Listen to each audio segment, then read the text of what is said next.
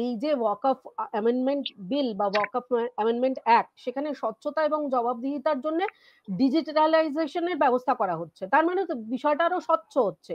কিন্তু সেটা সাধারণ মানুষ তাদেরকে, মানে এটা আমার নিজের অভিজ্ঞতা, যখন জিজ্ঞেস করা হচ্ছে যে আপনারা এই যে রাস্তায় নেমে বিরোধিতা করছেন, এই আইনের বিরোধিতা করছেন, আপনার কি মনে হচ্ছে যে এই আইন লাগু হলে আপনার কি ক্ষতি হবে, আপনি কি বিপদে পড়ে যাবেন? তারা বলছেন হ্যাঁ, আমাদের সব সম্পত্তি ছিনিয়ে নেওয়া হবে। মানে এই যে স্বচ্ছতার বিষয়টা, তারা, যেটা আপনি প্রথম যে বিষয়টা দিয়ে শুরু করলেন, অনেকে বিলটা পড়েনি, বেশিরভাগ লোকই তারা বিলটা পড়েনি, তারা জানেনই না এই বিলে কি কি পড়ে আছে। বোঝেনি পড়লো, পড়ে বোঝেনি। অনেকে ওয়াকফ বানানটা লিখতে পারে। আমাকে একজন ছাত্র ফোন করেছে, বলছে স্যার আমি কিন্তু ওয়াকফ আন্দোলনে যাচ্ছি। কোথায় যাচ্ছি? বলছে দমদমের পাশে গ্রামে। কেন? বলছে 8-10 মসজিদে ইমাম বলেছে ইসলাম খাতরা পে, ওয়াকফ আল্লাহ সম্পত্তি, জাহিলরা কে নিচ্ছে, বিধর্মীরা কে নিচ্ছে, আমরা জান দেবো স্যার, ইমাম বলে দিয়েছে। আমাদের এখানে একজন পীরজাদা আছে যার নাম তহা সিদ্দিকী। ব্যাপারটা বুঝুন, অসুবিধা করতে এসছে, যাদেরকে অন্ধ লোকেরা মানে রাম রহিম বাবাকে 5 কোটি লোক মানে এদেশে, জেলে যেতে পারে। তাহলে 5 কোটি লোক মানলেই সে সঠিক হয় না, মানুষের সঠিক কিনা দেখতে হবে। সক্রেটিসকে প্রথম দিকে মানুষ মানতো না, তাকে মারা হয়েছিল, তিনি পৃথিবীতে যুক্তিবাদে উদ্গাতা সক্রেটিস। আমি পরিষ্কার করে বলছি, যে তহা সিদ্দিকী বলছে যে তার সভা হচ্ছে, তহা সিদ্দিকী সভা 20 ডিসেম্বর 2024 এই রানী রাসমণি রোডে। সেই সভাতে, তার সভাতে একজন ইমাম বলছে তোমরা তরুণরা হাত তোলো, কারা কারা আল্লাহ সম্পত্তি ওয়াকফ রক্ষা করার জন্য জান দেবে, প্রাণ দেবে, শহীদ হবে। এটা বলতে পারে? তরুণের দল, অসচেতনের দল, তারা তো জান দিতে গেল, জান দেবার আগে দুটো লোকে তো জান নিয়ে নেবে। তহা সিদ্দিকী সাহেব একদিন প্রকাশ্য সভায় বলছে এ মুসলমান যুবকরা তৈরি হও, আমরা যুদ্ধ করব কাদের বিরুদ্ধে? হিন্দুদের বিরুদ্ধে।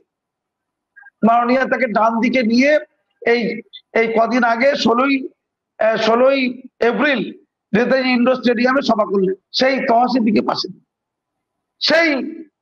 সেই সিদ্দিকুল্লাহ সাহেব মাননীয় মন্ত্রী, তিনি বললেন গ্রামকে টাইট দিয়েছি, এবার কলকাতাকে টাইট দেবো।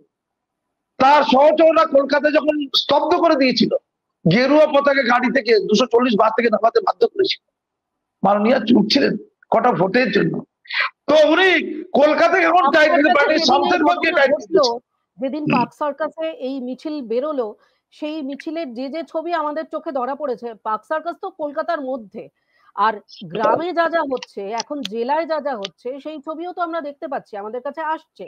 মালদার ছবি, মুর্শিদাবাদের ছবি আমরা তো দেখছি, প্রতিনিয়ত দেখছি। এবং দর্শকরা আজকে যারা এই অনুষ্ঠান দেখছেন, নিশ্চয়ই তারাও এই সম্পর্কে যথেষ্ট ওয়াকিবহাল। এবং আজকে যেখানে মহিলা কমিশন গেছে, সেখানে নিরাপত্তা কমিশন গেছে, যেখানে রাজ্যপাল গেছে, কিভাবে মানুষজন তাদের ক্ষোভ সেখানে উগরে দিচ্ছেন। এই বিষয়টা, যেটা এইটাই বলতে চাইছি, যে এই যে দারিদ্র্যের উন্নয়ন, বিধবাদের উন্নয়ন, মহিলাদের উন্নয়ন, এই যে এতগুলো বিষয়, সেগুলো সমস্তটাই কিন্তু খুব স্পষ্টভাবে উল্লেখ রয়েছে এই ওয়াকফ সংশোধনী বিলে। আমি একটা গুরুত্বপূর্ণ কথা বলি, বিলে আরেকটা কথা বলা আছে, খুব গুরুত্বপূর্ণ কথা, এটা যে 12 বছর ধরে কোনো প্রপার্টি, সেটা ওয়াকফ হতে পারে, সেই প্রপার্টি যদি কোনো ব্যক্তি বা গোষ্ঠী নির্ঝঞ্ঝাট ভাবে, কোনো ক্লেম না থাকে, কোনো অভিযোগ না থাকে, ভোগ দখল করে, 12 বছর পরে সেটা তার সম্পত্তি। এতটা ভয়ঙ্কর কথা ওয়াকফ এই অ্যামেন্ডমেন্ট বিলে আছে, যে মুসলমানরা দাবি করছে যে আমাদের 500 বছরের, 200 বছরের, 100 বছরের, 50 বছরের পুরনো ওই ঈদগাহ, ওই মসজিদ, ওই কবরস্থান কে নেবে? হিন্দুরা। নরেন্দ্র মোদী সরকার কে নিয়ে আদানি আম্বানিকে দিয়ে দেবে এই কবরস্থানটা। তোর বাবার কবর কোথায় হবে? তোর বাবার কবর ছিনিয়ে নেওয়া হবে। এটা যারা বলছে কতটা মানুষকে বিভ্রান্ত করছে দেখুন। ওই আইনের বলে কাগজ থাক আর না থাক, ওয়াক বাই ইউজার, কাগজ না থাকলেও 12 বছরের বেশি হচ্ছে 50 বছর, 100 বছর যেটা ভোগ করছে তারা তাদেরই থাকবে। কখনো কোনো কবরস্থান, কখনো কোনো মসজিদ কেউ কেড়ে দেবে না। অথচ মুসলমান কিছু ইমাম মাওলানারা হয়রোগ তৈরি করার জন্য, অসচেতন, বয়স কম, নিজে ওয়াকফ বানান লিখতে পারে না, এমন তরুদেরকে মারপিটের দিকে ঠেলে দিচ্ছে। হায় রে, শামসেরগঞ্জ থানার পশ্চিম, শামসেরগঞ্জ থানা ফোন করছে, শামসেরগঞ্জের সংখ্যাগুরু অংশের অসহায়রা, তাদের তখন ঘর ভাঙছে, তাই তখন দোকান ভাঙছে, ফোন করছে বাঁচান বাঁচান বাঁচান। 2 ঘন্টা 3 ঘন্টা চলে যাওয়ার পর শামসেরগঞ্জ থানা থেকে উত্তর আসছে, আমরা নিজেদের বাঁচাতে পারছি না, আমরা নিজেরাই আক্রান্ত, আমরা আপনাদের কিভাবে বাঁচাবো। অবশেষে বর্ডার সিকিউরিটি ফোর্স বিএসএফ গেল, বিএসএফ যাবার পর ওরা মুক্তি পেল। আর মাননীয় বলছেন বিএসএফ নাকি বাংলাদেশ থেকে মুসলিম দুষ্কৃতী এনে এই শামসেরগঞ্জে 400টা হিন্দু পরিবারকে মেরে একদম মালদায় পাঠিয়ে দিয়েছে। অর্থাৎ ওই অমিত শাহ আর বিএসএফ এরা হিন্দু মারার জন্য বাংলাদেশের সন্ত্রাসী রেখেছে। এত বড় অভিযোগ করার পর বিএসএফ এর পক্ষ থেকে এবং কেন্দ্র সরকার পক্ষ থেকে একটা মামলা এখনো পায়নি। এটাই তো শান্তি, এটা তো মূল জিনিস। আমি পরিষ্কার বলছি, পলিটিক্যাল এজেন্ডা করতে চাইছি। নীতিশ কুমারও চিন্তিত তার মুসলিম ভোটটা নিয়ে, নাইডুও চিন্তিত তার মুসলিম ভোটটা নিয়ে, মাননীয় চিন্তিত তার মুসলিম ভোটটা নিয়ে। সিএএ হয়েছিল, কে চিনচি করে রাস্তায় দেবে মুসলমান সমাজকে বাংলায় ভোট ভয় দেখি 21-এর ইলেকশনের বৈতরণী পার হচ্ছে। এখন নতুন করে ভয় দেখানো দরকার। ওয়াকাফ হচ্ছে ভয় দেখানোর হাতিয়ার, ওটা যে ভোট যন্ত্রের হাতিয়ার। আমি পরিষ্কার করে মাননীয়কে বলি বা অন্যান্য সরকারকে দেশে বলি, প্লিজ অসচেতন, পিছিয়ে পড়া, অনগ্রসর, অন্তজ, প্রান্তিক এই মানুষদের আবেগকে নিয়ে, ধর্মাচরণকে নিয়ে, ধর্মীয় অনুভূতিকে নিয়ে খেলবেন না।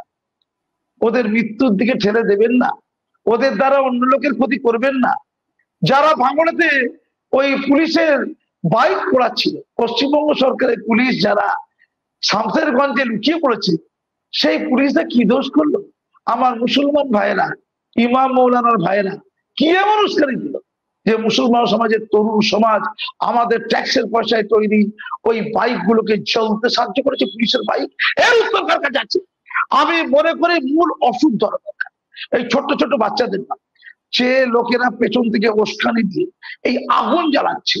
আমি মাননীয়কে বলি, আমি ভারত সরকারকে বলি, আমি অন্যান্য রাজ্যের যারা সরকার তাদেরও বলি, এদের চিহ্নিত করুন আর লকআপে ঢোকান, জানান, আর গোটা দেশব্যাপী প্রচার কার্য চালান কোনটা সত্য, কোনটা ফ্যাক্ট, আর কোনটা কল্পনা, কোনটা মিথ, এটা ক্লিয়ার করুন।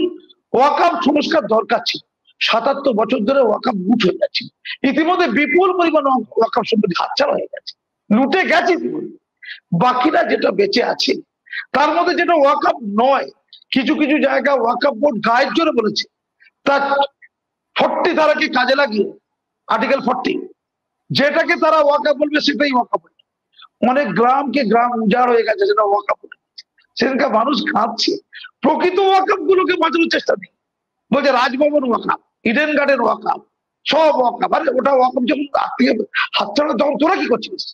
আমি সিদ্দিকুল্লাহ সাহেবকে বলি, রাজভবন যখন ওয়াকাফের হাত থেকে হাত ছাড়া, এই ইডেন গার্ডেন আপনি কি করছিলেন? আপনার বাবা, তার বাবা, তার বাবা কি করছিলেন? উত্তর দিলেন। এখন ওইটা তো পাবেন না, এখন ওই প্রসঙ্গ তুলছেন কেন? তো ওয়াকাফ বোর্ড ওই কাজটাই করেছে।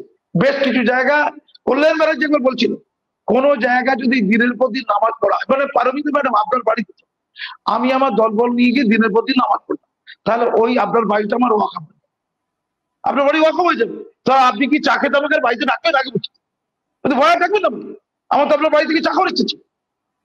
এমন কথা কল্যাণ ব্যানার্জি বলছেন প্রকাশ্য সবাই। তো ওয়াকাফ বোর্ড যেগুলো ওয়াকাফ নয় সেগুলোকে গায়ের জোরে ওয়াকাফ করেছে, আর যেগুলো ওয়াকাফ হয় সেগুলো লুট করতে নিজে চুরি করেছে, অন্যদের সাহায্য করেছে। তাই ওয়াকাফ যেগুলো নয় সেগুলো ওয়াকাফ থেকে আলাদা করা দরকার, করে সেটাকে রাষ্ট্রীয়করণ করা দরকার। ভারতবর্ষের জনগণের হিতে ওই সম্পত্তিকে কাজে লাগানো দরকার, তবে মানুষের কল্যাণ হবে। কলকাতার মানিকতলা দেখেছি মাটির বাড়ি আছে, খোদ কলকাতায় মাটির বাড়ি, কেন জানেন? ওই মাটির বাড়িটা নাকি ওয়াকাফ সম্পত্তি, 200 বছর 100 বছর ধরে নাকি ওয়াকাফই আছে। তাহলে ওটা তো বিহিত দরকার। খোদ কলকাতায় একটা মাটির বাড়ি, ভাঙাচোরা বাড়ি থাকবে, হয় ওটা ওয়াকাফ, না হলে ওটা ওয়াকাফ নয়। একটা সিদ্ধান্ত এসে ওই জায়গাটাকে তো কাজে লাগাতে হবে, সামাজিক কাজে। না লাগানো যাবে না, ওই অবস্থায় পড়ে থাকবে, ওই লিটিগেশন নিয়েই পড়ে থাকবে, ওই জট নিয়েই পড়ে থাকবে। এটা কি কোনো সমস্যার সমাধান? আমি ওয়াকাফ অ্যামেন্ডমেন্ট বিলের বিস্তারিত ব্যাখ্যা করতে পারি, আমি সেই জায়গায় যাচ্ছি না। সময় আমি শুধু বলবো, আমাদের হাতে সময় তো একদম কম, কিন্তু আমরা এই বিষয়টা, এই ইস্যুটা এখন এতটাই বার্নিং ইস্যু, আমার মনে হয় এটা সাধারণ মানুষের জানার দরকার, বোঝার দরকার, যারা হয়তো এই বিষয়টা সম্পর্কে অতটা ওয়াকিবহাল নন, তাদেরও একটু খুব সহজ ভাষায় আপনি যেভাবে ঠিক তাই। বললেন, নিশ্চয়ই তারা হয়তো যারা শুনছেন এই অনুষ্ঠান আজকে এই মুহূর্তে লাইভে, তারা তো তাদের কাছে হয়তো অনেকটাই পরিষ্কার হলো বিষয়টা, বা যার পরেও হয়তো শুনবেন এই ভিডিও আমাদের যেটা আমাদের এই চ্যানেলে দেখানো হবে। তো কোনটা মিথ, কোনটা ভ্রান্ত ধারণা, আপনার নিজের বিচার বুদ্ধির উপরে আস্থা রেখে নিজে সেটা সচেতনভাবে বিচার করে তারপরেই আমার মনে হয় আহ, যে কোনো ধরনের যে কোনো ক্রিয়ার তো পরিবর্তন প্রতিক্রিয়া আর একটা হয়। তো সেই, হ্যাঁ হ্যাঁ বলুন, নিশ্চয়ই আমি একটা লাইন চালিয়ে বলবো, একটা লাইন।